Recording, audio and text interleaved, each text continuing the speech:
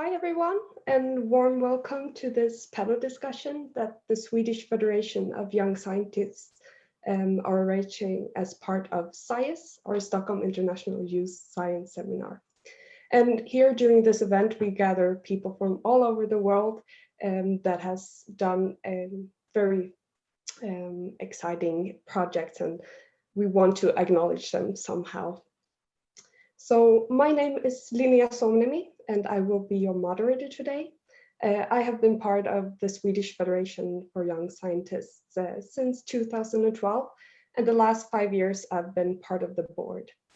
So I have a background in engineering nanoscience and have studied most of my education in Lund in Sweden. But in 2018, I moved to Germany, and right now I am working as a process engineer in electronic chip manufacturing. So today we will have a discussion regarding different topics related to science. So how it is to actually do a science project and discuss how it is to have a career in academia. And we are very fortunate today to have Dr. Strickland here with us that can share her experiences that she has gathered through her very long and impressive career. So we want to welcome you very much, Donna. I know it's very early for you, but how are you doing? I'm doing great. I'm happy to be here and to meet these young scientists. Yeah, we are also, like I said, very happy to have you here. So we have today 12 participants here, and I will introduce them shortly, but during the progression of the talk, they will tell you more about themselves and their research project. So, but first, I just want everyone to be able to say hi to you as well. So our first participant is John Migliore from the USA.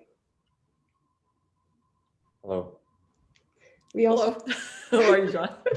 Yes. We also have Mengyang Li from China. Christopher Ong from Singapore. Luciana Marconi from Switzerland. Shenqi Zheng from China. Cedric Wilhelmin, from Switzerland. Min Jae Kim from South Korea. Cynthia Chen from USA. Li Huan Ding from China. Hannah Nelson from USA. And Martin Morales Trejo from Mexico. Hi. So these are all the participants today, and I hope we will have a very nice discussion to just talk through everything about research that is so interesting. But I want to start off a little earlier in life. So I know you have had a very long career, Donna. And do you have a memory when you first started to get interested in science, or can you pinpoint a point in your life where you actually realized your interest? No. I was on a different panel yesterday about education, and I do remember in grade 7, first term report card, and my science teacher gave me a D in science, and I was outraged. And I took it home to my mother thinking she would be outraged with me. And she's going, Donna, you can't always get A's. And I went, Mom, I got a D in spelling, and I'm not complaining about that. I can't spell, didn't try hard to spell. I'll take that D in spelling, but I'm telling you, I don't deserve a D in science. So I knew it at a pretty young age that that's where my talent lay and not somewhere else. And so I just always kept going. And I will also say, because I get asked this a lot as a woman, my mother, she came from a small farm village, and I think she was probably one of the first females. She and her sister both went to university, which was a very unusual thing in the 40s to do that. And but then she was told as a female not to do math, which is what she thought she should do. And so she went into English, and she became an English and history teacher. But I grew up hearing her say, I should have stuck to my guns. I knew that I was better at math. Don't let anybody ever tell you, Donna, what you should or shouldn't do. I should have stuck to my guns. And so I also had that all the way through life, knowing that, okay, whatever I'm good at, that's what I should do. And I know also that your dad was an engineer. Do you think that affected your interest as well? You know, it's funny because I didn't really know what he did, right? Engineering. Now, I have to say that my daughter, who's, you know, in grad school now, but when she was in high school, they had engineering courses by then. I would say all of us that went into engineering had a father. I doubt that many of us had mothers that were engineers, but we all had fathers who were engineers. So we at least knew that that existed. My sister went into engineering the year ahead of me. And I knew it was sort of the practical way to use science. And I knew that good jobs were at the end of engineering. And so when I had to choose, it was like, physics will be more fun. Engineering's more safe. What should I do? And then that's when I read the program that, at this university here, having engineering physics. And then part of 1/4 of it was lasers and electro-optics. Wow, that sounds like fun. Got to do that. So, and I just thought, oh, I can walk the line. Don't have to choose physics or engineering. Walk right down the line and I can pick and choose later. That sounds very interesting, yes. I'm glad you found your right way, even at that early age. So I also want to ask Jon, maybe you can share like your story, how your interest started. Yeah, of course. So for me, it didn't happen until a little bit later. It wasn't until college that I started taking a general chemistry class. And my professor was a little quirky, kind of odd, a lot of fun in class. And I was doing well. And he asked me like, hey, do you want to continue doing this? And I just thought, yeah, this is fun. I really enjoy this. I'll take organic chemistry next year. And I stuck through with my chemistry courses. They were extremely challenging, and they took a lot out of me. But at the same time, I learned just so much from my professors. And it was really the influence of them that sort of drove me towards the sciences. That's good. Thank you, Jon. And maybe Cedric, do you also want to share where your passion for science comes from? Yes, also since very young, I've always been fascinated by science in general because I was in an astro club, for example, astronomy. I always watch in a telescope. I have many other interests in general, like music too. I am very curious in general because I like to know why things goes and yes, etc. What is really interesting, I think, in physics, because I'm studying physics, is that the link with the nature, I think, and that I think that is really interesting. And with my project, the present here, I learned also a lot of things. Always discovering new things. I think that is that's really interesting. Did you stay with astro, or are you doing some other kind of physics? For the moment, it's general physics, but maybe later I will study astro, yes. This is what we in physics fight, is that, you know, it's like when people think about physics at all, they're looking at their stars, right? And my daughter did that as well, and she's in grad school in astro, but both are engineering kind of parents going, well, astro's okay, but you know, there's more to physics than that. But anyway, it's somehow easier to look up at the stars and see them and wonder about them than to look inside a material and wonder about the electrons, which is much the same as the stars in the sky. But anyway, that's good. Yes, it's a different way to watch physics, you can tell. Yeah, so one of the things we do a lot in Swedish Federation of Young Scientists is we try to encourage people from a younger age to actually pursue an interest in science. And often you don't realize until you're a little older that you have the interest, and maybe you would have wished that you had the chance to do something when you were younger also. And that's partly the reason why we do SIYSS. So Donna, do you wish that you had more chance to explore it earlier, or do you think it worked fine the age you actually got your interest? Well, of course, I think the advantage of having a teacher mother and an engineering father is that we were taken to museums, and we were taken. And so when I was 10 in Toronto, which is about an hour and a half from where I grew up, oh God, it's an hour and a half from here, about an hour from where I grew up. you know, they took me to the new Toronto Science Centre. So obviously I've become a poster child for the Toronto Science Centre because I did say that that is the first laser I ever saw. It's hard for me to believe that Toronto Science Centre, which is really for children to come and explore science, had a laser in 1969, right? It only started in 1960. I mean, the laser started in 1960.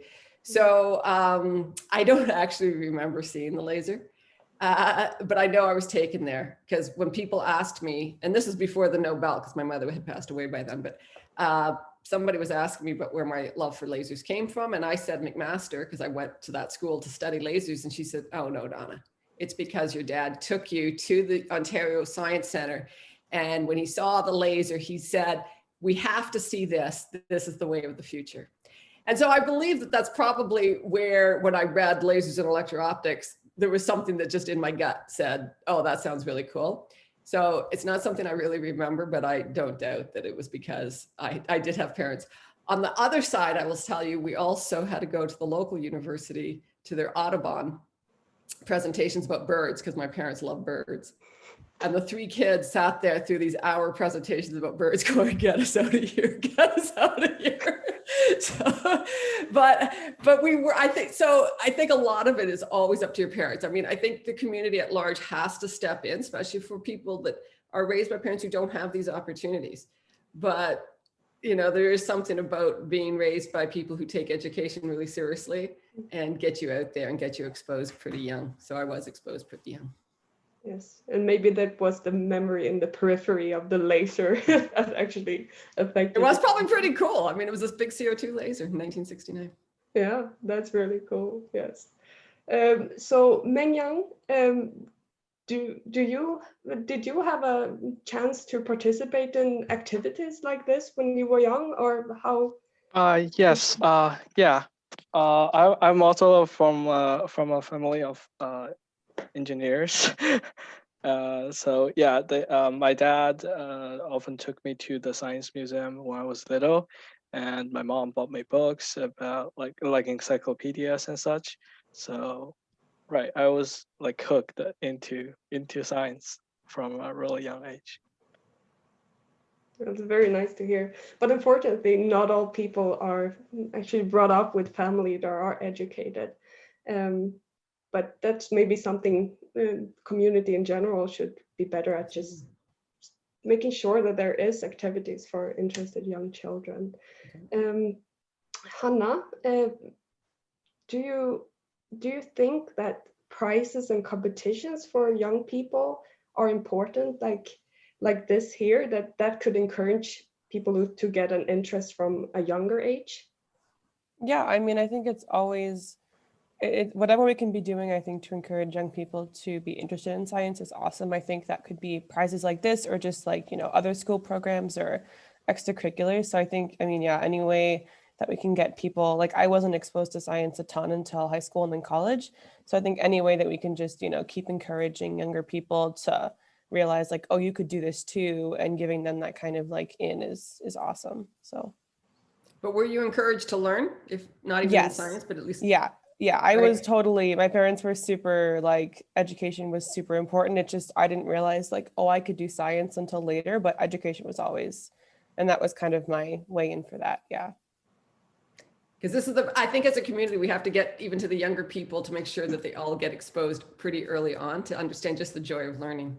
Yeah. Right? And so that's, and just not everybody has that opportunity. Yes. But great. I'm glad. So did you have a good high school teacher that got you into science, or what was it about high school science? I had a great math teacher who then essentially told me, hey, you should think about doing engineering or physics, because I loved math, but I wanted to do something more practical. So then I took physics in college, like first semester, and then realized, okay, this is really cool. I'm going to do that. So, but I had a fantastic math teacher who encouraged me to, you know, look at that for college going forward. Yeah, and teachers can actually play a very crucial role, because if you have a bad teacher, it might develop like you can maybe call it disinterest, like you don't like the subject because your teacher taught it very badly. So if we're now talking about maybe a bit of education in schools, I know Christopher Ong, you have a question for Donna. Oh yeah, so I wanted to ask, ideally, in your opinion, do you think that we need to change how physics or science in general should be taught by teachers in schools? I don't, what kind of physics should be taught in school? Or like, do you think there should be a change to the way that it's taught? Well, yes, there's, there's a lot of research now done into teaching, like there's teaching research now. And even physics departments now have physics professors whose research is about physics teaching. And physics teaching research is leading other people's teaching research because they realize that physics is one of the hardest ones to teach because it does go against your own gut instinct, right? Most other education can just keep following from birth on.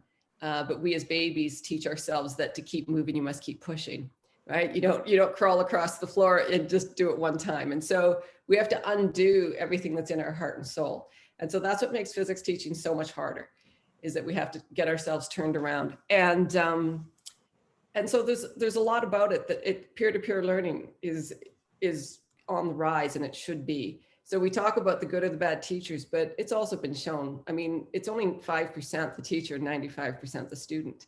And so the old idea of just somebody standing at the front, boo, boo, boo, just spilling things at you isn't very conducive to learning.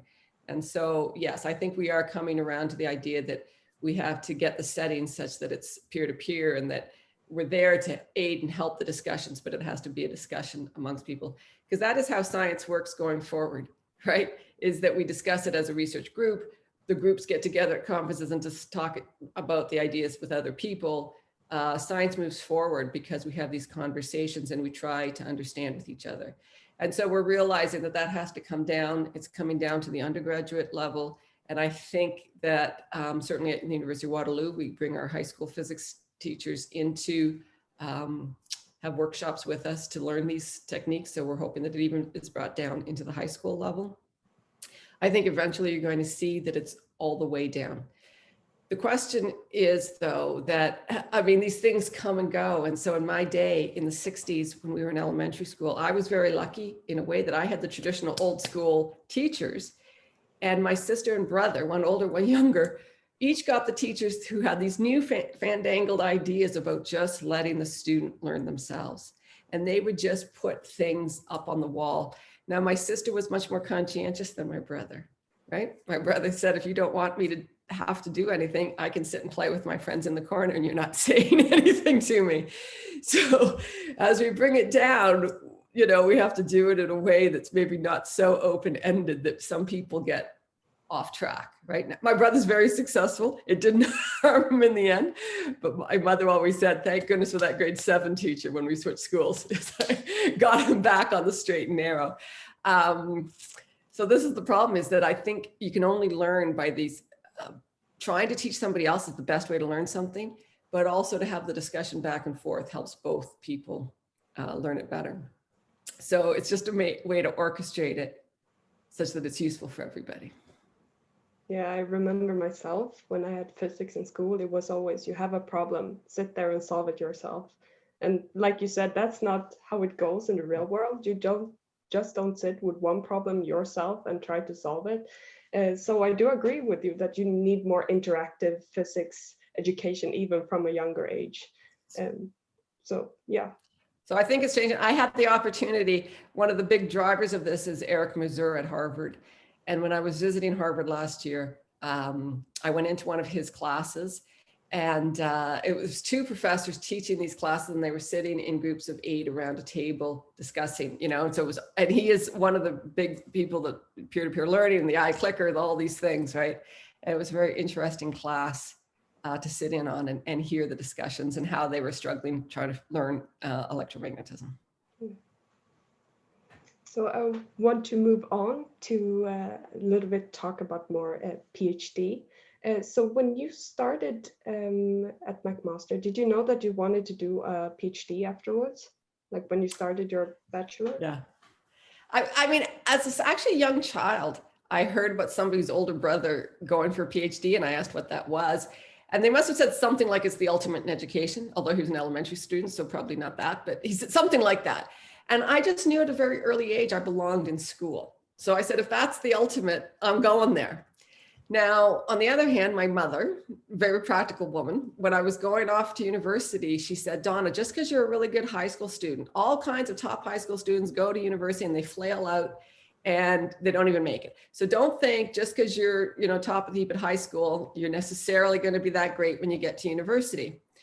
So that's why it's also why I sort of picked engineering physics, because I thought I could choose physics, but then you should really go and become it all the way through school.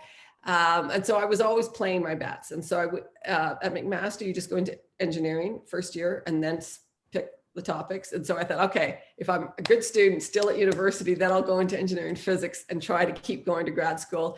And if not, I'll go into one of the other engineers and go off and take a job. And so, I mean, I always tried to play the game as best I could, but the goal was to go to grad school, just for the sheer love of just staying in school.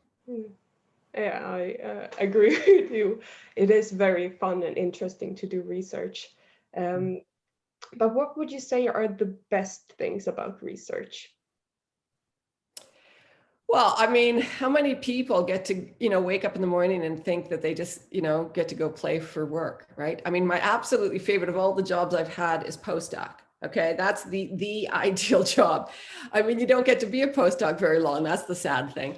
And it's the perfect job because when you're in grad school, you're still taking classes and you feel like you're jumping through hoops. There's all these things you have to do, your qualifying exams and blah, blah, blah, blah, right? By the time you're a professor, it's like you're multitasking and you're trying to bring in the money and you're teaching courses and you're doing this but as a postdoc, you have one job and it's to do science. Right? That's it. Someone else has looked after the money, somebody, and every day I just got to go in and feel like it was just going in and playing a game and having fun. And that's what science should feel like when you're actually doing it. I mean, there's a lot of frustrating days too, because it only works about 1% of the time. So you have to have patience, but nevertheless, it's like, to me, that was just the ideal thing. All you were asked to do was think, try to, read and learn about whatever your topic it is you were trying to study. And then I'm an experimentalist, so I get to go in and play with, my laser toys. So no, I think we should all get to be postdocs forever. It'd be great. Yeah, as you said, like there's a lot of obstacles as well. Like you said, it's only a few % of what you try that actually works. So when you were doing your PhD, how did you stay motivated, even though you might not have gotten the results you looked for? I know, because don't forget, I mean, people make a deal. I got the Nobel Prize for my first paper, but I was in 4th year when I wrote it. So, and my colleagues were all doing way better than me. But, I was in a really good group. And I think that we really did support each other and kept each other going, right? We would walk into each other's labs and just see how it was going and cheer each other on. And if one of us was down, the rest of us rallied around and made sure that they were okay with it. So I think you do need a support system around you, right? And you do need people always letting you know that it was okay. And I have to say, Gerard sometimes was really hard and sort of a taskmaster, but I think he also knew when to be the cheerleader too and when to help you along. So I think it takes both. I have told the story though, when I did consider quitting twice during grad school and once was after the CPA. So, and I don't remember which of those 2 times, but I went home to my hometown in Guelph. And everybody was at work, it might have been an American holiday, I can't remember, and came home to Canada. So I just turned on the TV and it was the National Ballet School, for some reason, documentary about that. And the head of this National Ballet School was saying, I tell every incoming class, if you can imagine doing something else, then go do it. This is too hard, you won't stick with it if you can think you'll do something else. And I thought, every PhD student should be told that. So, and I sat down and went, okay, what else could I do? And then I couldn't think of anything else. So I went, okay, obviously that's what I've got to do. So I just I just went back and didn't quit and just kept going. So there's always the low times and you just got to get through them. Yes, and there will be a lot of obstacles when doing a PhD and doing a research project in general. And I know probably all of you participants has also been through like facing an obstacle and not knowing how to go through it. So maybe Mengyang, can you share if you ever had an obstacle that felt impossible to overcome and how you actually managed to go through it? Well, actually, I'm kind of hitting a bump in my research with one of the teachers on campus. We're doing this thing called switchulator, where basically we built a system using laser to detect neutrinos. Which is super cool. Like we chose a special one of the elements. I forgot what's the compound called, and you shine a laser through it, and when there's neutrinos, you can detect the vibrations and the well, there are signals from that. Anyway, despite sounding very cool, I'm only a junior and still taking a lot of physics classes, and also the chemistry part is kind of out of my area. And there are times where I just couldn't figure out things, and damn it. Okay, so I have to ask you because when I have the fourth year senior people doing their projects with me, I always give them the same project I would give a grad student, and then I didn't realize that they were finding this so frustrating. I just thought they understood that they would just, get as far as they did. But to me, I thought it was more fun to try something super challenging and just see where it went, as opposed to giving them, making them feel like, oh, here, I'll give you this little piece of a tool that you can help build for the student to do. I always like to give them. But then sometimes I realized at the end of the term that they were so overwhelmed that it wasn't fun for them. So what do you think? Are you happy that you got this incredible project to do as an undergrad? Or do you feel so overwhelmed you wish you were given something smaller that you could do with the education you have so far? I would generally say that I'm pretty enjoying what I'm doing right now. Except, of course, there are times that I just couldn't handle it. But I had a pretty good professor. He's Henry Frisch. He's really cool. He's very considerate. So like when there's when things during exam weeks and such, he would just tell me to lose some of the research jobs and then focus on more to like. He always say my priority is to learn what I have to learn first and then doing research.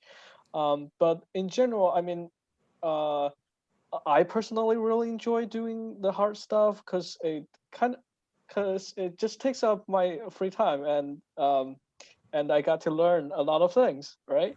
I guess I'm that kind of nerd who just likes to stay in laboratories and such, right? And a challenge is sometimes even fun. Like you want something hard to try to crack. Right.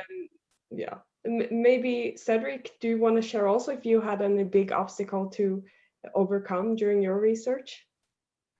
Yes, also it was not easy to do that research for me because I before the beginning I know nothing about the subject, this very specific subject. General in physics, yes, but not in the radio, for example. And I had to find the solution, read books, other thing, going on the internet, search the information. And then when I had finished the project, I had to write the document, and that was also not very easy because I had understood how it works, but I have to explain that the work project, and I have to do that it's easy to read and that everybody can understand that paper. I think that was not easy for me because I had to vulgarize, and also when I have done some presentation, and it was really interesting, that part, and I have learned a lot of things. And you learn the most. Every time I write the paper with the student at the end, you think you've figured it out. That's why you're writing the paper. But while you're writing, and trying to put it into words, that's when you kind of go, is that really right? and you really, really learn it more. It's sort of like going back to the idea of teaching somebody else. When you're having to write the paper, so you're explaining your ideas to somebody else, that's when you're really making yourself learn it. It's Yes. something else. I think that's when you've already figured it out. Yeah. Then you really put it on print. What have I learned? And I have to explain it. So I very much agree with that. So now we discuss a little bit about the obstacles you can face, but I mean, research is very fun. And I think a lot maybe in this group want to do a PhD in the future. How about you, John? Are you considering it?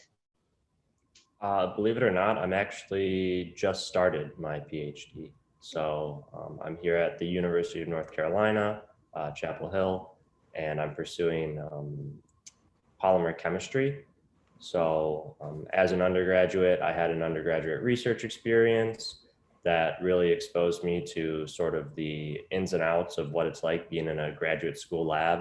So I think like a lot of us here, I just wanted to, once I finished my bachelor's degree, I really wanted to pursue a research field. And polymer chemistry was sort of that most intriguing route for me. And yeah, I get to go into lab most days and try and figure out some problems, collect some data, and then ideally you'll write it up at the end. So it's fun to be able to do science at such a fundamental level. And when did UNC was my first cancellation with COVID. I was supposed to be there in March. So, John, when did you decide that you wanted to do a PhD? There was no set date that I realized I wanted to do this, but I had a feeling that going in and just working with a bachelor's degree in industry or consulting in some way in a science field, the bachelor's degree just wasn't enough. There's so much of science that I still didn't know, even with a bachelor's degree. I felt so tiny in this large world of science.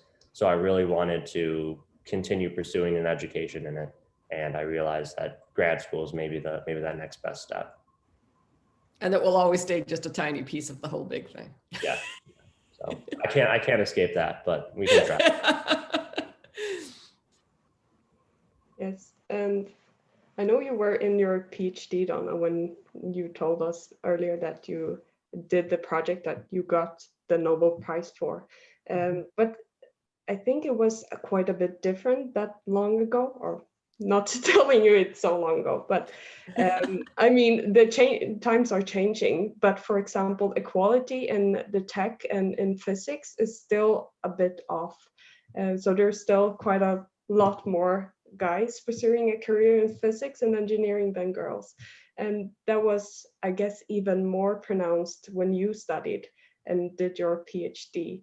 And up till now, there's only been 3 female Nobel laureates. Four. I'm sorry, 4. But why do you think there's such a big difference in equality in these subjects? Well, first, I have to tell you a conversation I had with the same group when I was in Sweden 2018, as you guys. I met the equivalent of you guys at the Nordic Museum. And I got asked this question by a group of them. And I said, I never minded being the only female. It made me special. I kind of liked being special. And they're all looking at me like, how can you say that? And then right then, some woman runs over to me. She says, I just want to shake your hand. You're so special. And I turned and went, see, just for being a woman, I'm special. We're 50% of the population, but somehow that makes me special that I'm a woman. So it never bothered me. And why do I think physics is still the one that women don't want to go into? Personally, and it's just my own personal opinion, I think it's because society doesn't benefit. If you look, society, at least in Western, I think science is very held at a high regard in Asia. I don't think so in North America, right? And most parents, educated parents, will tell their kids, be a doctor, be a lawyer. And if you look, women are now doctors, lawyers, women are business women, you know. This is what is prized in North America. And so hopefully with this whole high tech and people becoming billionaires, you know, being high tech wizards, we'll turn that around. I think also in North America, we've been benefited by the Big Bang Theory TV show, right? And which I just missed getting on because I had to do something else. I got asked to be on it, couldn't get on it. Anyway, and I don't like that they show us as that really super nerdy, but nevertheless, they've made physics seem cool. But I kind of think that, you know, when women felt like there was a prize to go after, women went after that prize. A physics degree in nobody's eyes is a prize to go after. Those of us that go into physics do it because we love doing physics, not because there's a prize at the end of it. So this is, you're an odd duck, whether you're a man or a woman doing physics. And so I think that's why. I think when society comes around and says science and engineering is something that really we have to promote as something to do, you'll see that it's there, right? You know, and I have just as much problem with this idea that, you know, the women are the nurturing, and so that's why they're the teachers and the nurses and the, you know, I have a male cousin who's a nurse, and he was with us when my father was, you know, he passed away 2 days later, but he was in surgery, and he sat with me, and we had not spent that much time together as cousins. And yet I just sat there through my grief and listened to him and went, oh my goodness, thank goodness you, and he was like almost 30 before he finally could be a nurse. And I think it's very hard for men to go into nursing. I think it's harder for men to go into nursing than women to go into engineering. And he just had such great bedside manner. And I thought, this whole world has to get over this nonsensical idea that women are this and men are that, and each stay in your own corner, right? I think it's unfair on both sides, and we have to all get over that. But we also have to value physics, and then you'll see women there. Yes, there's a lot of stereotypes regarding which type of persons have different jobs. And I want to ask Luciana, I know you have some questions to Donna regarding this topic. Yes, well, I saw a lot of articles and interviews about or with you about this topic, you being the third woman winning a Nobel Prize in physics. And did it ever bother you that there was such a huge focus on that topic? Well, yeah, yes. But I also understood it, you know, but I went back to McMaster, my undergrad school, to get an honorary doctorate since winning. And, you know, what floored me was, so it was an engineering convocation, right? And the president of the university is there talking away about, you know, my achievements, blah, blah, blah, blah, blah, blah, blah.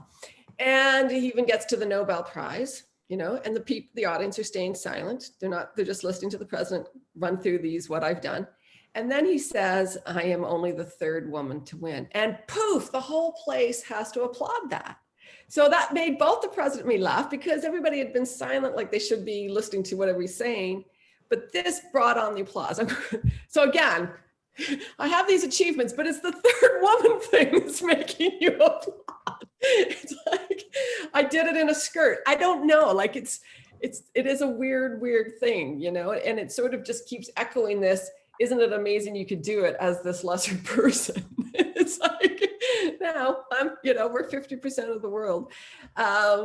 So I don't know, it does kind of bug me, but on the other hand, I was only the third woman. And so obviously it has to be commented on. And I will tell you that when Andrea won this year, I sent her an email. Not that I knew her at all before this, but I sent her an email and congratulated her. And then said, I've started a new club. We will have our Nobel Women in Physics Club. There's only 2 of us, but it's the first time in history that there's 2 women alive with it, right? each time it was about 50 years between each. And so Marie Curie had died before Maria Goeppert-Mayer got it, and Maria Goeppert-Mayer passed away before I got it. And so there was only ever one woman alive with it. And so now we have a whole club. And, you know, and I think the dam's broken, and you'll just see that, you know, the club will grow. And hopefully we won't even need the club in a few years. It's Luciana, do you want to continue with your questions? Yeah, I can do that. So do you think it's necessary to change the stereotypes of like scientists? So that will maybe also bring more women into science? You think it's women just don't like to be nerdy? I didn't like to be nerdy, right? Probably. You know, and I think I fought being a physicist in high school because I thought, oh, you know, I was so shy, and I thought, please don't label me a nerd too, because how hard is it for a shy girl to, you know, rise above that? But yeah, I get that that's not what you were suggesting. I think at least in North America, but I think it's a worldwide thing now that we are having EDI discussions, equity, diversity, and inclusivity. And so I think it will change. The question is, as with every movement, I am a product of the women's lib movement of the 70s. So it was very strong movement in the 70s. And we were told women could do everything. So people now talk about role models. I don't remember ever being asked about role models. It didn't bother me that none of my professors were women, right? Because I was told in the 70s, okay, women, you know, we aren't there, but we can be there.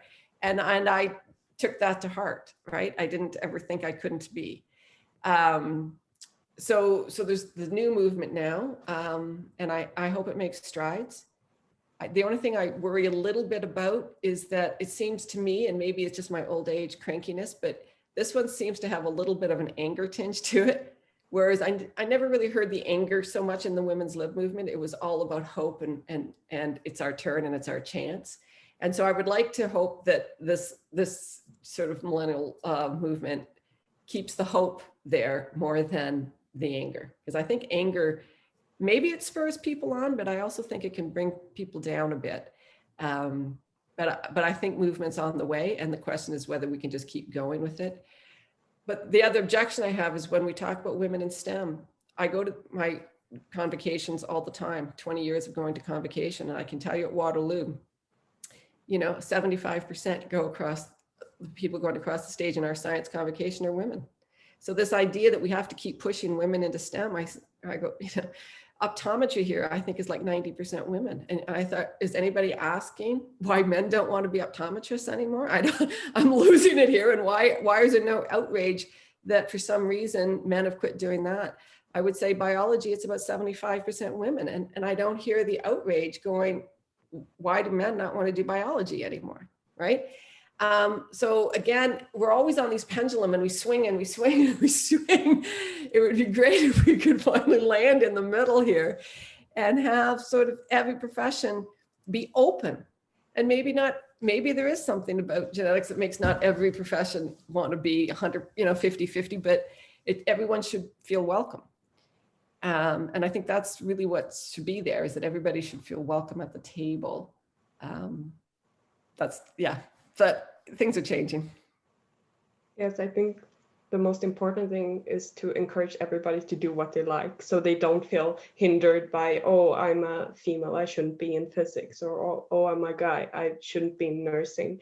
So I think it's a lot of just letting everybody be what they want to be. And I'll tell you the one indication to me that really is changing is that when I went through school, I will tell you that almost always the women were near the top of the class. And that's because the women at the top of the class couldn't be told you didn't belong. Trust me, if we don't belong, you don't belong. So, but now when I teach a class, I would say the same percentage of women do poorly as the men, right? And which says that it's no longer only the top women that will go into science. I think it is more equal that way, in that women feel, even though they aren't the top in the student, they have that opportunity to come in and try it too. So I think in a way, even though sometimes the numbers don't look that way, I think there are ways to show that it is becoming more equal and more open. And times are changing. It feels like every year that passes, the more girls go into these subjects if they want to. So I think in the end, we will probably have a quite good distribution based on your own interest. I hope so. Yes. So I want to move on to the next topic, which is more about research in general and how it is to have a career in academia. And I want to start out with Christopher. Do you have a question for Donna? Yeah, I wanted to ask, do you find your career in science to be very stressful? Sometimes, but sometimes no. I think all jobs are stressful. To some extent, I don't have a boss, which makes it less stressful. On the other hand, that means you are the boss, which makes it stressful. I think that in a way, we have more ability to move our time around, right? So that when I teach a class, I have to be there teaching a class. But there are other times when my kid had to go here, there, or somewhere. And I, as an academic, could say, okay, I can take them in the middle of the afternoon, to a doctor's appointment or whatever it had to be, right? And so in a way, I had freedom that people working in industry that really had to be clock in and clock out don't have, right? And so there's pluses and minuses for every type of job. Now, I was just talking to my daughter, who's, I said in grad school in Astro, one of her professors in the department was in one of my very first classes, and he told her he remembers me bringing my babies. She would bring a baby and my 2-year-old to the class one day, because obviously it was probably a tutorial. I don't know. Maybe the nanny was sick. Don't know. But for some reason, the kids were in the class with me. So again, that was the way I handled that situation. But there was nobody to tell me not to bring them into the classroom either. So, work-life balance is always there for anybody. But I will also say, back to the other issue about the men and women, I do feel that the male academics are picking up their part of it to some extent, not maybe the 100%, but I think it's true that, men and women with equal jobs, men and women then have to make time for the other parts too of their life and balance it. So yes, I can see that there's a lot of stress, and that we have not only merit review, but every time we put out a paper, we're under peer review. If we want to get money, we're under peer review. So we're being, we may not have this ultimate boss right above us, but we're being judged all the time. And we have to take that negativity, and we have to take those negative responses and, deal with them and move on. But, on the other hand, we most of the time get to go into work and think, how lucky are we? This is the job we get to have. And I can see that funding can be quite a big issue and cause quite a lot of stress if you always have to be in search for the money to actually proceed your research. And I know, Christopher, you have another question regarding this to Donna. Yeah, because we know that research funding is generally quite limited. So which areas of science do you think should take priority when the authorities are thinking of where to give the funding? Yeah, I kind of wish that we didn't do this, because a lot of times I think we jump on bandwagons, right? And now in my day, I will tell you that we did not listen to the number of citations we had, because to find out the number of citations we had to walk to a library, find these big volumes of books, figure out how to use these silly books, and finally, get to some number. So, I mean, nobody was watching it. Now, of course, it's so easy on the web to know how, the citations, and that's become this way that we get guided. I will also tell you that it's a game that we play. And all of a sudden, the journal's articles started to be not 3 pages, but 4 pages, because we used to only cite maybe 5 or 6 papers. If you go back to the 60s, you will see papers, certainly on the technology side, that maybe had 1 citation. That's all. Something that absolutely had to cite, but nothing else. And now we all play these games that we all make sure, no, every little thing you talk about must be cited, Like even years ago, I'd say, I don't even understand why CPA still gets cited. I said, we use mode lock lasers, but we don't cite who first did mode locking every time we say we're using a mode lock laser. So just because you use a CPA laser, why do you have to cite it? but times had changed, and we all needed these big citations. So then you see, it's sort of like this evolving, you know, if you put these constraints on us, we'll figure out how to play the games, and we'll all play them together, which makes it, you know. And so if you want to get a lot of citations, then you must be in the really big fields, right? And so then you have the cited papers. So that's why you get funding for these fields. You know, I kind of think that we should step away from that a little bit. And the Nobel Prize is one of these things that would tell you, you know, that this is the one prize that's quite different than all the others, right? It's for one thing. And it's usually for the thing that, you know, turned a corner and started a new field. And so there has to be places where you can turn that corner.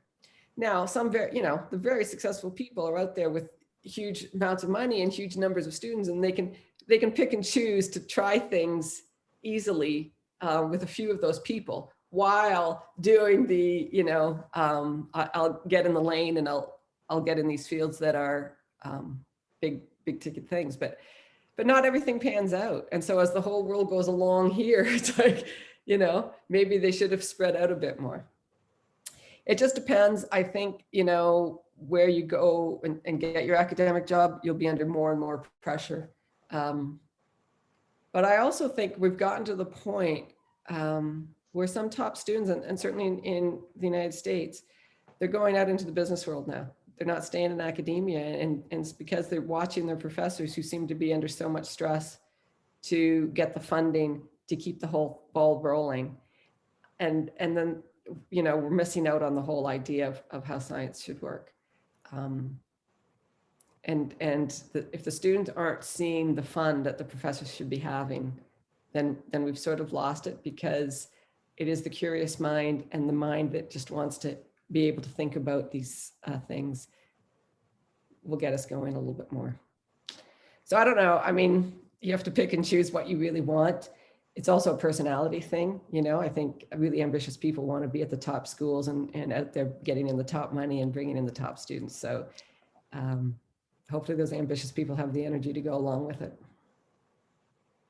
And it's also quite hard to tell what research will be important for applications in the future. So maybe funding sometimes doesn't really make the biggest impact. So maybe some science needs to be proceeded to actually reach an end goal, but you don't know it until you actually do it. So right. And science is sort of, you know, the applications quite often are 20 to 50 years after the science. So it's hard to know. And Christopher, you also have a couple more questions regarding this. Yeah, I think I'll just ask one last one. So to what extent do you think one's success in science is based on luck? Well, it depends on what you mean by success in science. I think success in science, as in pushing science forward, is a combination of luck, but it's probably as much ability and hard work as anything else. If you say success is being given something like a Nobel Prize, I think that's a lot of luck, because, you know, the Swedish Academy is going to get a lot of proposals and they have to look through them. And you have to compare apples to oranges as to why is, you know, this thing studying the stars versus this thing studying a material versus this thing studying a light thing that, you know, is more important than another thing. I mean, and you know, and then it's just sort of people's feelings of that to some extent. So I think if what you say success in science is the accolades you receive, I think there's a lot of luck involved in that. But if you think success in science is just really helping push the boundaries of science forward, then I think that's more about scientific ability and hard work, and probably in equal doses, or the product of both, I guess is what it is. Yes, you might need to have a special kind of mindset to want to be a researcher. And I want to ask Cedric, what attributes do you think is important as a scientist? I think the attribute of a scientific are curiosity, the main attribute, the way of seeing things, and always trying to understand and ask the good questions. And in general, I answered that at the beginning a bit, always be inspired by nature and find solutions. Do you agree with that, Donna? Absolutely, absolutely. This is, you know, and I've said this quite a few times lately, that, you know, science is about wondering why. And so then the only question is, what do you wonder about? And then when you wonder about it and you ask the question why, it just keeps leading you down the path. And then the question is, you know, well, how do I figure it out?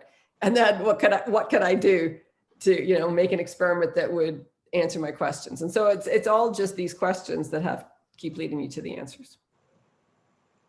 But you have to be curious enough to ask the question. Yes, and also if you are doing research, you might also want to collaborate with other universities and not just use your own knowledge. And I know, Hannah, you have a question about this? Yeah, well, kind of like you were talking about a minute ago, obviously academia and physics can be pretty competitive and like intense. So how do you think we can like continue to making it a more collaborative place versus just like, you know, competitive? Because I think that a lot of the good science comes when it's collaborative. So how do you think we can keep making that better in terms of academia? Well, in terms of academia, yes, I think there are a lot of research grants that actually do promote that now. And so there are a lot of collaborative grants. And so that will help do it. But this is the main point of conferences, I think, right? And it's the main point of meeting people. And that you get inspired by listening to somebody's talk, and then you go up and talk to that person and see, you know, can you or can you not maybe work together on something? And so I think this is what you have to do, is that you have to be out there reading their papers, you have to be at conferences, you have to meet people. Now we're having to do it on Zoom, but this is why I don't think in-person meetings, even when we finally do get to go back, I hope it's a hybrid system always, because this helps bring in people that can't either have the time or the money to travel to the conference. But also we're missing out a lot on the conversations that go on in the lobbies, not necessarily hearing the talks in the rooms, right? And so this is what it is. What I would really like to see, though, is that in my day, I will tell you that the big, and certainly if you were doing laser research, most of the people in Gerard's group were not trying to get into academic. They were trying to get to Bell Labs. It was the place to be. AT&T Bell Labs was like this giant, you know, thousands of scientists just doing science. It was like they got to be postdocs for their careers, right? And they weren't trying to do funding, right? AT&T gave you the funding. And so, yes, there was a little bit of competition as to who got what, but you were basically given enough money, but not a lot of people. It was you and a technician usually. And then they would collaborate with each other to have, you know, bigger groups thinking about stuff. But I really do hope that we get back to that in a way where the big industries, and we are starting to get these big conglomerate industries, and they are doing it. Google, I think, is spending a lot of money on research. It's just so far out of my field, maybe I don't see it now. But I think we need more and more opportunities for scientists, right? If we all just keep looking to be academics, we should only be training one student in our whole career, because that's all there are, right? And so I would like to see us go back and having more, and then just the industrial jobs. I mean, I have to say, when I first came here, Nortel and JDS were huge. And one of my postdocs left me too early, because I had just started working with me, really. But I couldn't stop. He got paid a lot better to go to a company, but he was also given a tremendous amount of money to set up an incredible research lab. And so the opportunity for him to even do industrial research was really exciting for him. And so I think what we need more is these ideas that we collaborate between industry, government, and academia, so that the students know what's out there. Everybody is collaborating across the board, and government is hearing what we need is to make more. I think Germany and Korea are the two countries that I've seen that have done that incredibly, incredibly well. And I think the rest of us should be looking at those two countries and going, what did you exactly do to sponsor this idea? Collaborations can be very important, but also to have maybe people around you that are more experienced than you to give you advice. John, you have a question about this? Yeah, it's a little bit of a two-part question. So have there been mentors or has there been a key word of advice that helps you approach your science in a way that you continue to approach it? So, and then the flip side of that is, how do you approach mentoring to your students in the classroom, in your research group, or just to the general public? I'm probably not a great mentor, so I won't answer that question. I don't know if I had mentors. I can tell you I had people that, you know, were sort of kicking me in the butt saying, get moving, doing things more.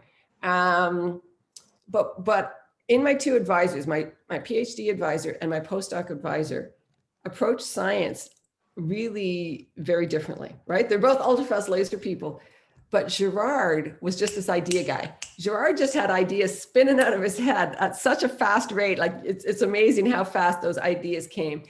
When I joined the group, there were 7 students or people working under him. By the time I finished, he had 30, and he would just spit that idea out at you. And I think in his head, he had different feelings of how important it was, and he would give you that much time.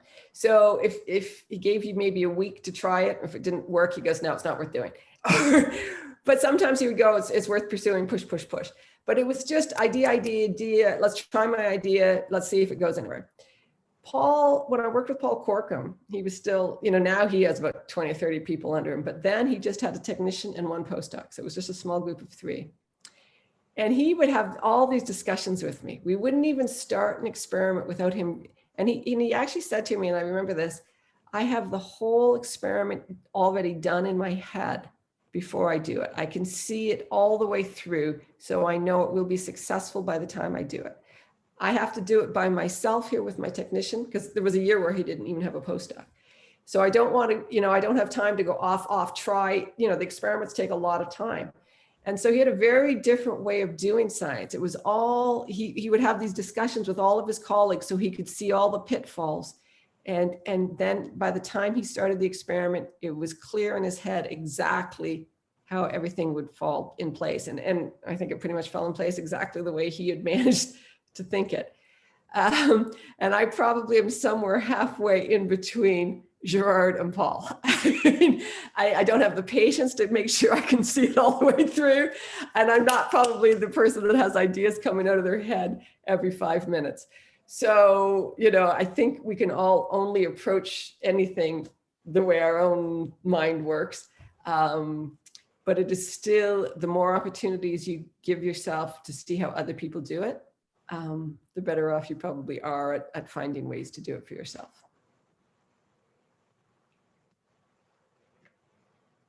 Yes. Thank you for that input. I myself feel like mentors can play a very important role in different aspects of life.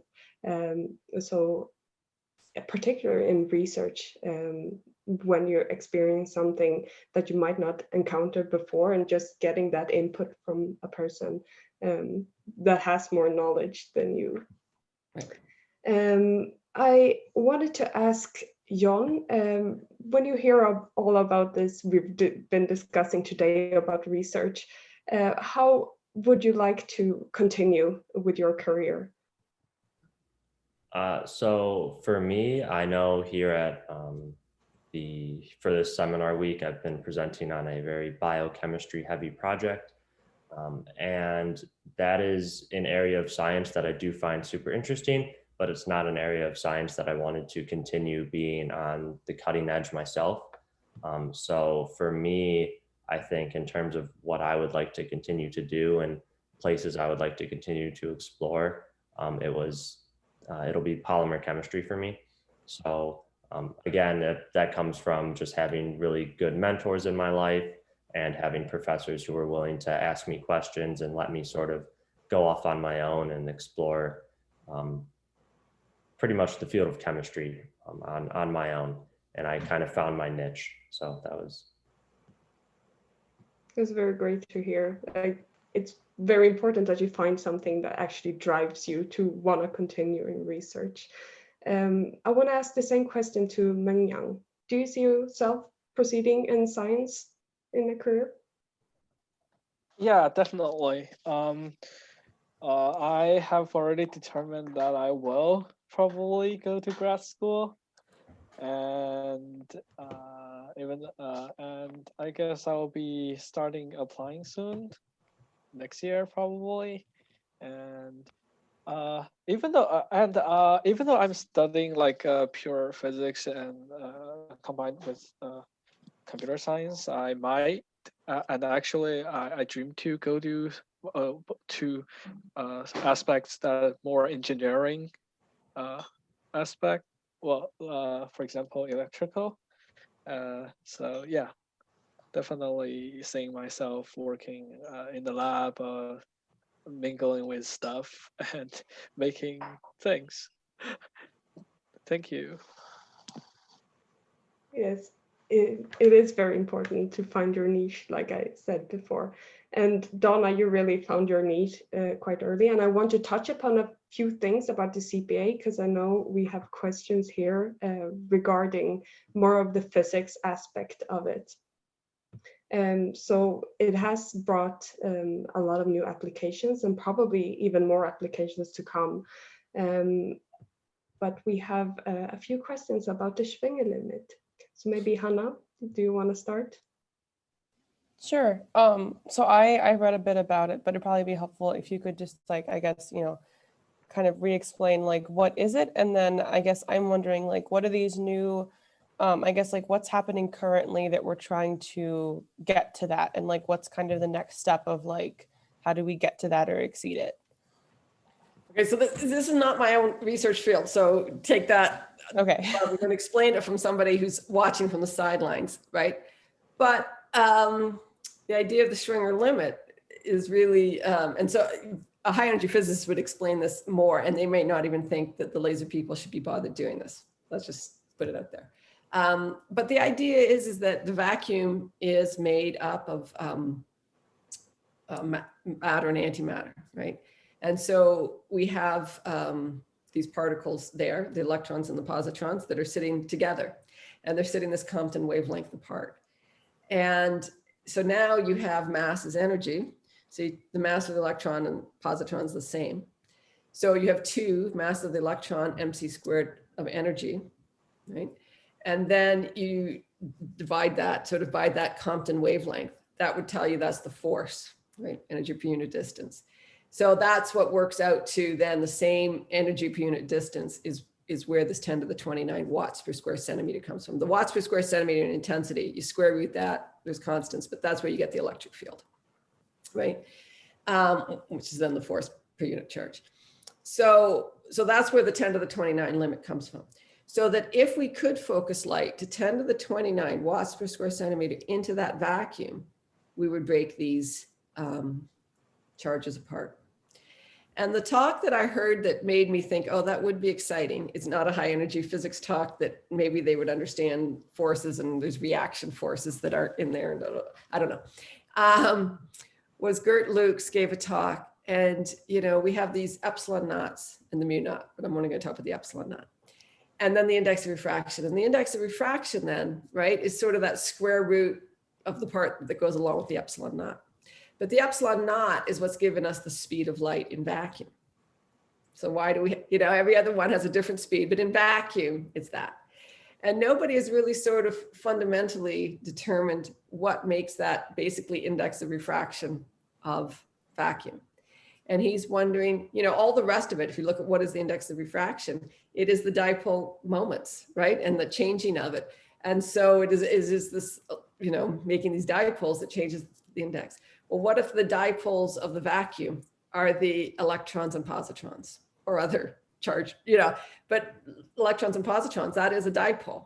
And maybe it is those vacuum dipoles that are giving us this epsilon naught, right? And so that's one of the reasons from an optics point of view to study the Schwinger limit. And what we're doing already is, I was just at about a month ago, I guess, a celebration of the fact that in Romania, I should know where I am, Bucharest. It's hard to know where you are when you're only coming in on Zoom. They were celebrating the 10 petawatt lasers there, right? So they have the most powerful laser pulses in the world there. And they're setting up to go along with that. They're going to use the laser field to also accelerate charges. And so in the rest frame of that charge, you know, the charge is actually, okay, the accelerating charges will let go gamma rays, right? And so now you can get to the Schwinger limit a little bit easier with the gamma rays and in the rest frame of the moving electrons and then the light coming in. So they're going to try to do it at a lower limit, but it's not quite the same thing. Right. So, but again, they'll try to start answering some science questions along the way with that field to get to the Schwinger limit. And why is the Schwinger limit important to approach? Well, that's like, to me, it's only from an optics point of view, what's epsilon naught. You would have to ask a high energy physicist. I think there is still some unanswered questions there that if we could break these apart with just the light, there would be these reaction forces of you know, once you've got these charges very close and moving, you know, they have to be acting on each other and stuff. And so not all of this has worked out yet, as I understand it, but it's not my field. Yes, if we then return a little to your field then, the CPA, that was a very big discovery. And there has already been quite a few applications, but what more applications in the future do you see? Or you can also tell us what applications there are right now. Well, of course, most of the ones that get talked about are the ones at the really high intensities. But of course, a lot of it, the reason it's so CPA got so big is that, again, it took a lot of things. It wasn't just our paper.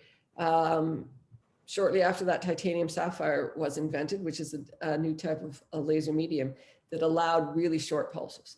And so because you could have the really short pulses, you didn't even need as much energy to get to the same kind of intensities that we got to with the glass system. And so now you could have them in just common labs. And so, and this is why it's used for eye surgery. It's not that big of a laser that can cut your cornea or cut glass. And so it's, you know, but it's also just used now in academic settings to study nonlinear optics. And it could be for imaging, it can be for spectroscopy, it can be for, or anything like that. But as they go forward, I can tell you the funding for, you know, who gets the big lasers it seems to be more medical. And again, it comes along the idea of using it for laser acceleration.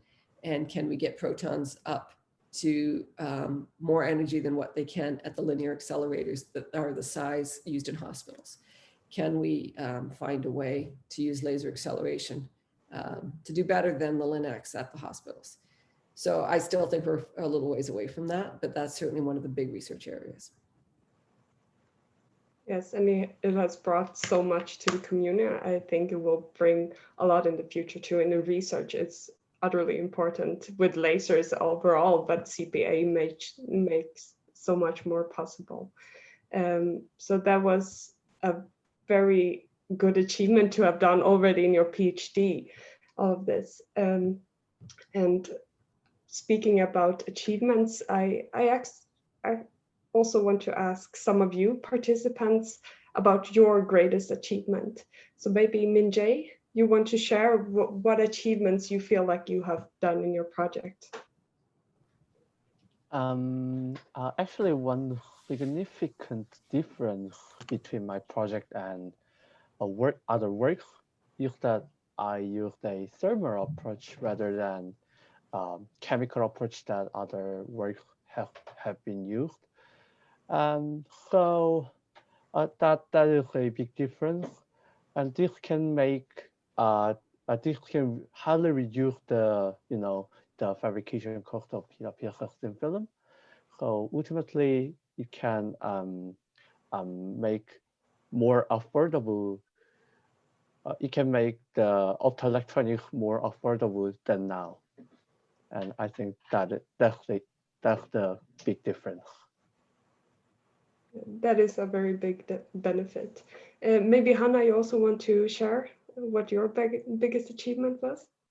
Yeah, I mean, in my undergrad research, I mean, it was undergrad research and I hadn't done high energy physics before, and that was the first time I'd done it. So I think for me, it was an achievement too, because I learned so much in just like a short internship period, but I mean, it wasn't groundbreaking at all because I was just a junior.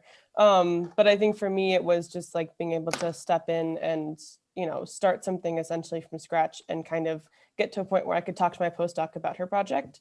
So like just, being able to learn enough with my advisor to then understand some of the more current stuff happening was basically just an achievement for me, not necessarily for the field. So, yeah. And it's also very important to build your own foundation and your own knowledge to proceed later. So that is also super important. You don't have to discover anything during your first project. Build Usually it doesn't up. happen in undergrad. So, yeah. Okay, I want to go on to our sixth and final topic.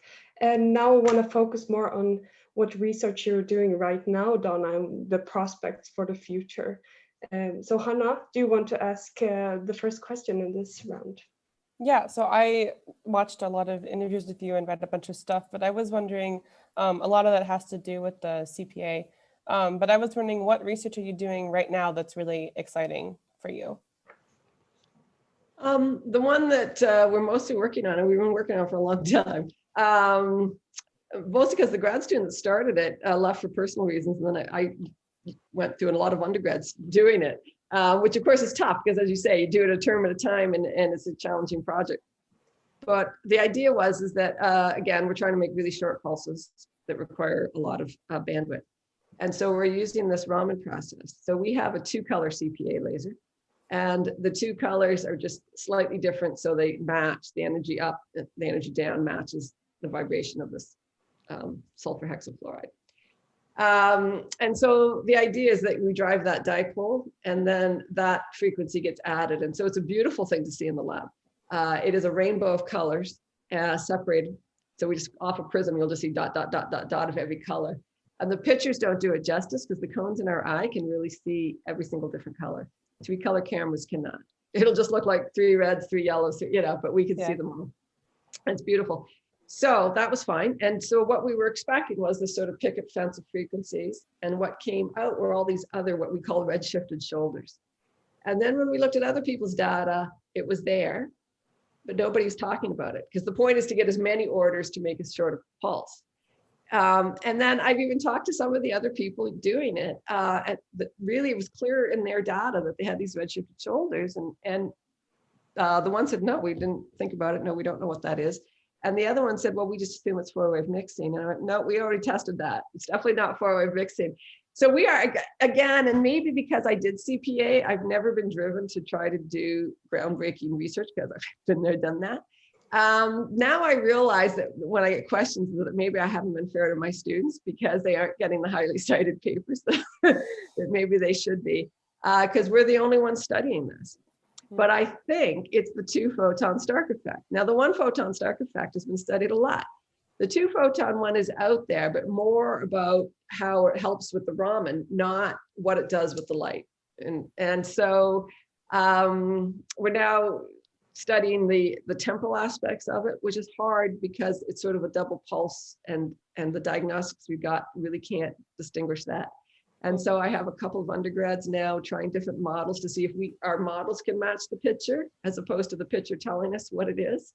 And I have this incredibly bright undergraduate student who's doing the theory, and I've sent them back to say, okay, I think it's the same as these 3-peak spectrum that we're seeing back in the 80s from this theory in the 70s.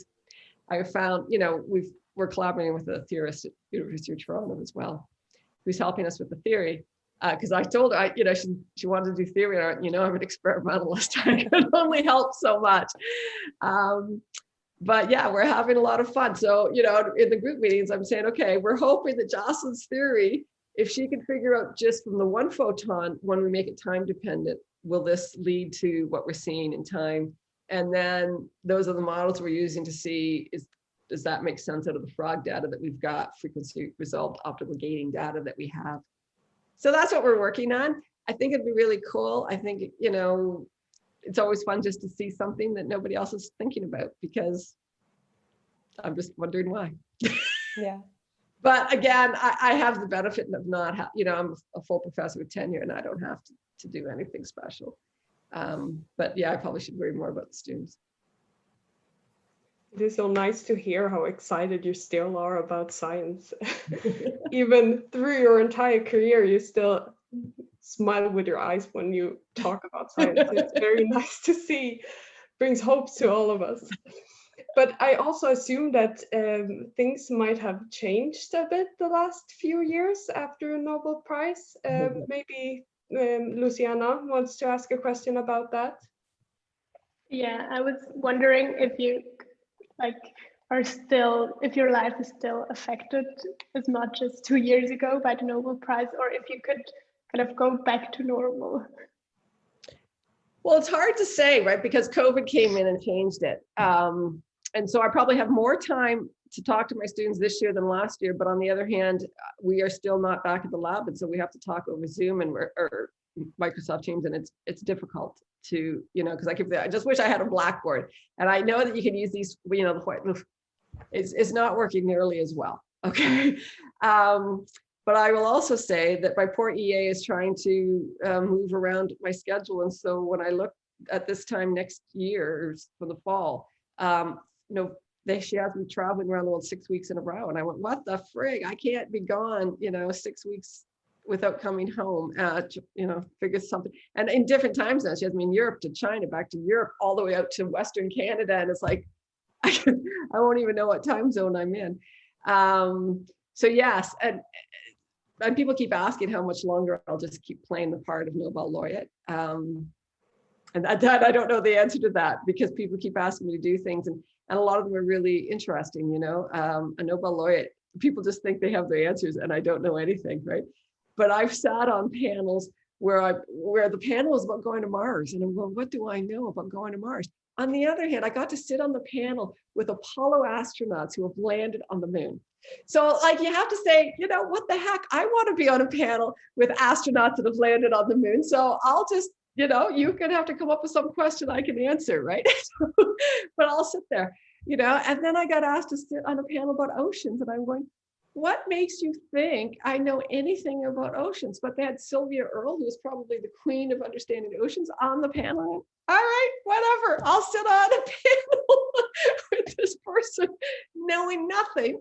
But along the way, then I get to meet unbelievably incredible people, right? So the place that had me speaking to about Mars, is run by Brian May, the rock star of Queen. Okay, so I got to meet the rock star of Queen, just because so it's hard to say no to some of these things, because they're just, so incredible, the things that I get to do. So I don't know. I haven't decided if I'm going to try to just go back to be the scientist or keep playing the Nobel laureate. I don't know. It's a fun thing to do. It's also very tiring to be the Nobel laureate. I will also say, at some point, Justin Bieber, who's a singer, I don't know if you know him, but he's huge here, and that he just comes from 30 kilometers away. Okay, so there's a little town 30 kilometers from me, that is used to be known for its Shakespearean theater, but now you go into the shops and there's a Justin Bieber to be or not to be. But it sort of gave me this whole new, I thought, no wonder that poor boy, went off the rails, because I don't have not even 1/10 of his fame. And yet still it was hard to take. It was hard to take how much people looked at you differently just because you won a Nobel Prize. And you really feel like screaming, the work I did was 35 years ago. Nobody cared. Nobody thought I was special for those 35 years. The people in the high intensity laser community did, but it's just such a weird kind of change of life that people care what you say. And you're going, really, I have no more to say than I did 2 years ago. So it's weird. Yeah, life just changing over one night when you receive the Nobel Prize. Yeah. You really have had a very long and very experienced career. You have done so many things. And maybe some of the contestants here will also have a long career in science. And Luciana, you have a question too. Yeah, what advice would you give to a young person who just started their scientific path? Well, of course, I think as long as you really know that this is what you really want to do, and I think that makes you want to work hard, because you don't even feel like you're working at that point, right? It helps. But you also have to understand that there's, going to be compromise along the way, and it just depends on which compromises you want to make. My first year of marriage, I did live, actually, I was in Ottawa and my husband was at Bell Labs in New Jersey. And, he had the dream job and it was a permanent job. And so I had the postdoc. I couldn't get a job in New Jersey to save my soul, right? And I thought, well, I'm not going to quit. I've worked so hard to be a laser scientist. So I went off to work at a US weapons lab, which I can tell you as a Canadian, I said I would never do, but I wasn't going to be unemployed. So there I am as a Canadian working in a US weapons lab in California while my husband is in New Jersey, right? And so, and I do joke a lot that a lot of couples, try living together before marriage, and we tried marriage before living together, right? I mean, we were in different cities before we got married, and we were bi-coastal. But I will tell you that I've met so many Chinese couples who are living right across the world from each other. It's just, it mind boggles me that, the females, one of them is in China and one of them is in Europe or North America. And I'm thinking, aren't you something that you can keep that going? And Doug and I only did it for a year, and I gave up. I said, okay, whatever, and a member of technical staff job came up at Princeton, and I said, fine, I won't, I will get off the academic track, and I will, because there's only so, life, there's more to life too, right? So, but then, and I tell this to women a lot, because a lot of people say, oh, well, you don't have your babies when you're doing this, or don't have blah, blah, blah, blah, blah, blah. No, do it when you want to do it and can do it. But, this idea that your career will go right off track if you, divert at all, I think is also wrong. But I mean, obviously I had done something like CPA, which probably did help me get the job because I would get the good references. But I also got the ego check when I was a member of technical staff. People said, look, if she was a good scientist, she wouldn't do this job, right? When I was asking for a slightly better office or something, they said, no, she's a member of technical staff. She has to take that. Where I was behind the NMR machines, and my office was shared by the solid state NMR students to make their prep. And I had to hold my purse in a certain way so that all of my cards didn't get wiped out by the magnet field. I mean, it was like, really, you can't find me, the laser person who has nothing to do with NMR, an office somewhere, not behind the NMR machine. But yeah, so, and I have to tell that to a lot of people, that sometimes you really should take a job where your ego gets a check to say, you're not so special. I think it's as important to be told that as to be told you are special. A mixture is good. Mm-hmm. Yes, so I only have one question left that will round up this entire talk, and that is, do you have a moment in research that you look back to and think this was the best moment in my career? Oh, okay. So Paul Corkum and I worked on white light generation, what was making white light, and he had already said it was self-focusing. So he came up with the idea that it was the moving focus model of self-focusing that made the continuum, but we disagreed on why the colors came out at the angles they came out at. He had one idea, which I can forget what it was, and I had my idea. And I think Paul is a brilliant, brilliant man. And so, and I hate computers, I won't even go into that, but I came in on the weekends and evenings when he wasn't there, and it was the theorist in the section, in the plasma physics section, that helped me, I just used his account because I didn't want to get on an account. And I actually did do a computer model that showed that mine was the right way to think about it. And I just remember thinking, oh my God, I outdid Paul Corkum. So it was just, I do remember that, and I remember him coming in on one Saturday and seeing me sitting at the computer terminal. He goes, Donna, one question, why are you at a computer terminal? And second question, why are you here on a Saturday? And I go, and luckily that was when the model just showed. I went, because I was trying to do this and I didn't want to tell you that I was trying to show that I was right and you were wrong until I was sure I was right. So yeah, I remember that. Paul probably does it, right? But it's like, for me, it was like, yeah, I did that. A good moment. Yeah. To prove that you were right. Yeah. That I see that you can look back and still like that memory. Like that, yeah. Yes. And I hope my students, when they're telling me you're wrong and I'm right, I hope they get the same experience of thinking, yeah, that's good. And I hope for all of you, you can all point out when your supervisor's wrong and you're right. Yes, and with that, we have to run up this talk, but I want to thank all of you participants here today. It was a lovely talk and I enjoyed it very much. And a very special thank you to you, Dr. Strickland, for joining us today. It was a pleasure. And I think everyone here has learned so much and has gained another insight in research. So, Well, thank you for having me. Have a good week and good luck with all of your science endeavors.